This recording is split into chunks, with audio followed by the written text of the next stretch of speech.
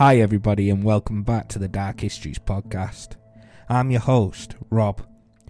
I want to start as always by thanking everybody for the overwhelming reaction to the previous episodes. I really do appreciate it. So today's episode we will look at the dark history of London. More so, the dark stories behind some of the landmarks, areas and events of this ancient city. This episode will be spread over 2, maybe 3 parts, as nobody wants to listen to me waffle for 3 hours. So without further ado, sit back, relax, for more dark history.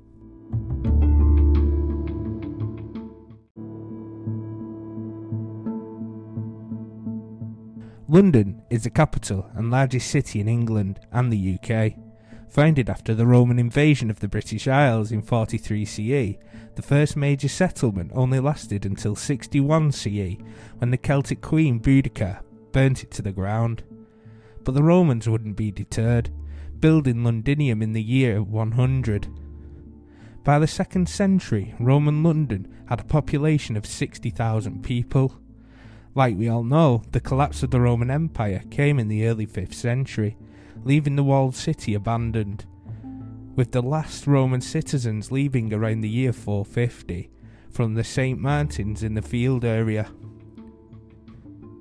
By 500, the Anglo-Saxons established Londonwick, slightly to the west of the old Roman settlement. Then came the Vikings' repeated assaults, causing the decline in the city's fortune. By the 14th of October, 1066, William, Duke of Normandy, had defeated Harold Godwinson at the Battle of Hastings and was moving through England, doing what he did best, conquering. And by Christmas Day, he was the King of England. In 1078, the construction began of the White Tower, and here is where we start our first story, at the Tower of London.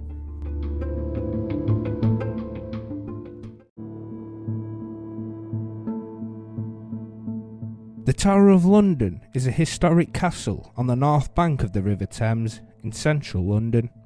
It lies within the London borough of Tower Hamlets. As a whole, the tower is a complex of several buildings within 2 concentric rings of defensive walls and a moat.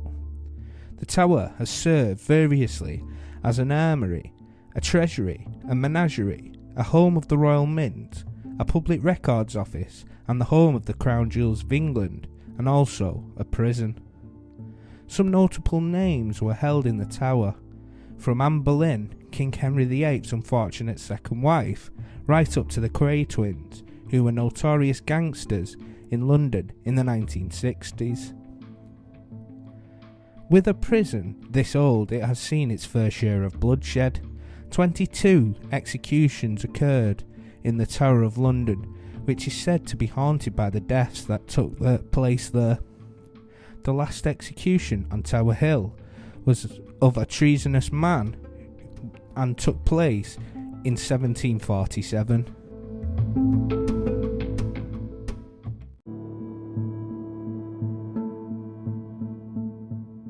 The previously mentioned Queen Anne Boleyn's story is quite sad, as most are in the Tower. She was found guilty of high treason by a jury of her peers in the King's Hall at the Tower on the 15th of May, 1536. Here is where the 4-day countdown to her harsh execution began. Queen Anne had been charged with having sexual relations with 5 courtiers, including her brother.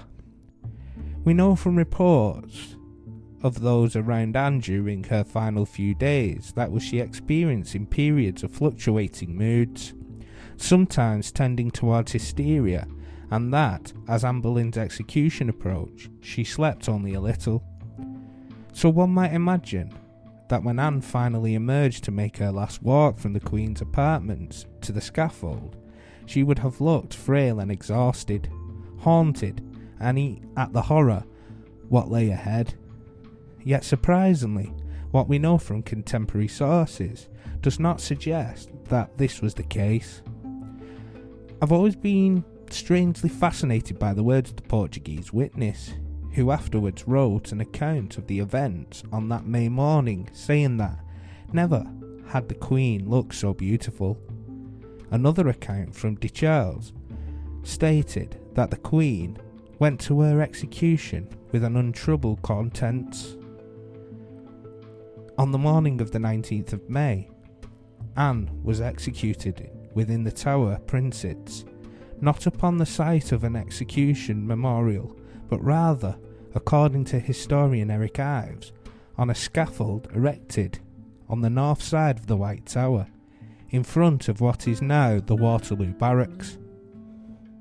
She wore a red petticoat under a loose, dark grey gown of damask, trimmed in fur, and a mantle of ermine. Accompanied by two female attendants, Anne made her final walk from the Queen's house to the scaffold. The ermine mantle was removed and Anne lifted off her headdress, tucking her hair under a coif. After a brief farewell to her weeping ladies and a request for prayer, she knelt down, and one of her ladies tied a blindfold around her eyes. She knelt upright in the French style of beheadings. Her final prayers consisted of her repeating continuously, "Jesus, receive my soul. O Lord God, have pity on my soul." The execution consisted of a single stroke, severing her head from her body. She was then buried in an unmarked grave in the chapel of St. Peter ad Vincula. Her skeleton was identified during renovations of the chapel in 1876, in the reign of Queen Victoria, and Anne's grave is now identified on the marble floor.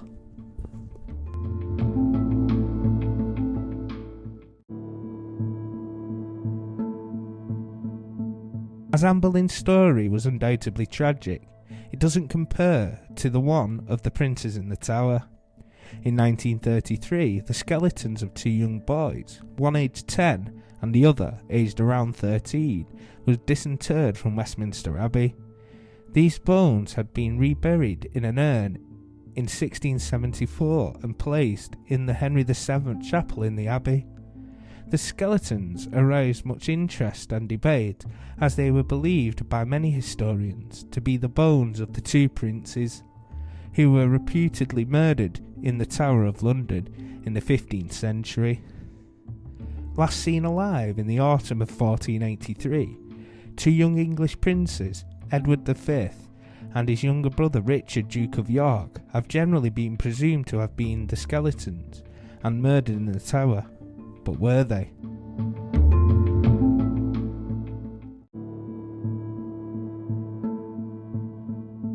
The story of the two princes becomes a massive murder mystery.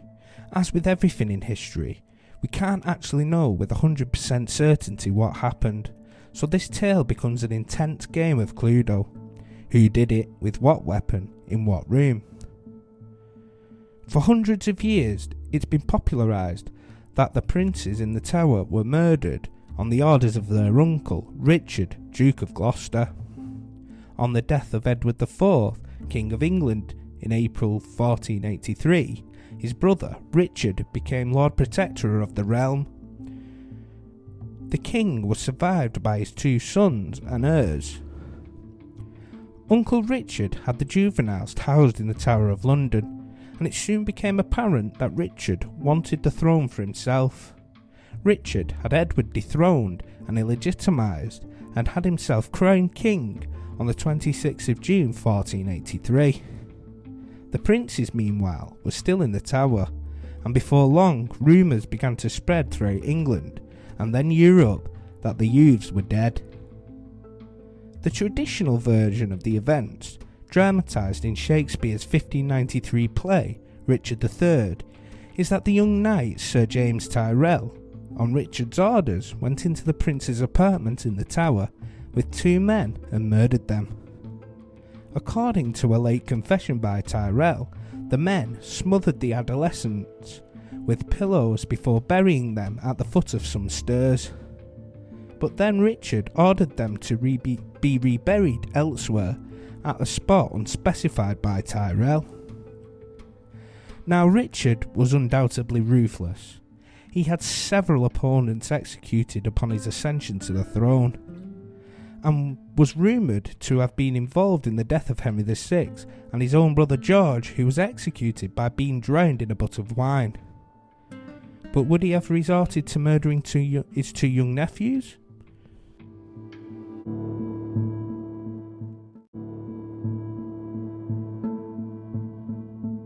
Another theory that has been floated by historians is that Henry Stafford killed the boys. Henry Stafford, the second Duke of Buckingham, who supported Richard Duke of Gloucester in his successful coup in April of 1483. But by November 1483, Henry Stafford was executed for the failed Buckingham Rebellion.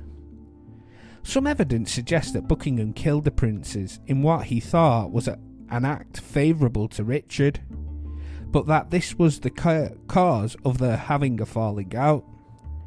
If Buckingham did in fact carry out the dreadful deed, it is thought that highly unlikely by historians that he could have done it without Richard's knowledge. There are a couple more theories where certain other people, namely Henry VII or Lady Margaret Beaumont, killed the princes, but they don't hold much historical weight. Also, there is a theory that the boys survived, but if you were the rightful King of England, when you were old enough, you would at least try to take back your throne, wouldn't you? So I think personally, all fingers point to the main protagonist, and that is Richard III.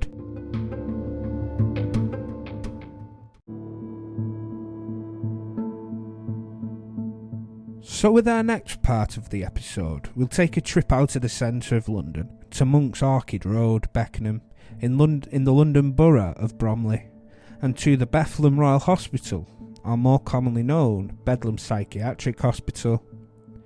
The term Bedlam, defined as chaos and confusion, was coined as a descriptor for the Bethlem Asylum during its height and its magnificence in the 18th century. Founded in 1247 as the Priory of the New Order of Our Lady of Bethlehem, it was the first hospital of its kind in Great Britain. Never before had there been a place for the mentally infirmed, disabled and criminal-minded to be adequately locked away from society. While patients came to Bedlam suffering from complaints such as chronic mania or acute melancholy, people were just likely to be admitted for crimes such as infanticide, homicide, and even ruffianism. Being admitted to Bedlam, as it was called, didn't necessarily mean a person was well on their way to being rehabilitated, since treatments implied little more than isolation or experiment. If the patients managed to survive the asylum at all, they and their families were typically worse for wear by the end of their stay. Patients were subjected to treatment such as rotation theory, wherein they were seated in a chair suspended from the ceiling and spun as much as 100 rotations per minute. Beyond social mores of the time, a lack of funding can be explained why Bethlehem became Bedlam. The asylum was a poorly funded government institute, heavily reliant upon the financial support of its patients and families and private donors. Of course, the vast majority of those found themselves at Bedlam had come from wealth, nor even a middle class. Patients were often poor, uneducated, and had been victimised not only by whatever mental infirmities they possessed, but a society that was repelled by them. In fact, by the 18th century, Bedlam had become less a hospital and more a circus sideshow, and for pretty straightforward reasons. Freaks made money. People came from all over to see the patients at Bethlem Royal Hospital, some even arranging holidays around it. Of course, none of them were actually freaks, but since Bethlem was so fiscally related upon the money guests would pay to see them, patients were certainly driven to behave as though they were mad.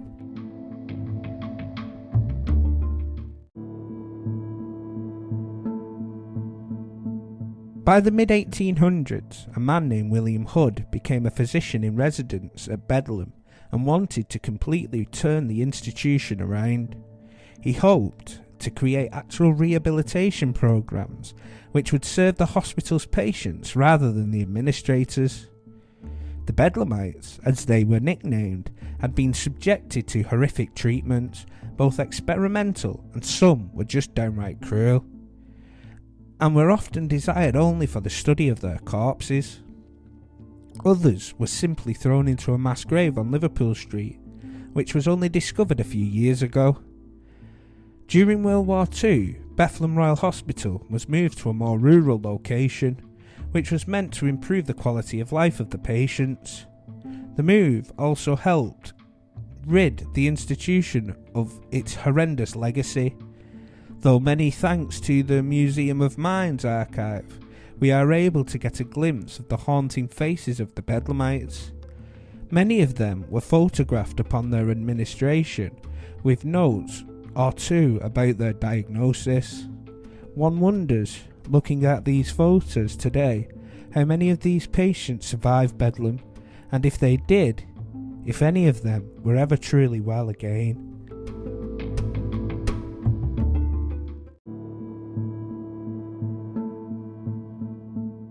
Yeah, so that was part one. I could talk for hours on the Tower of London. There has been so much history in that place, it's unreal.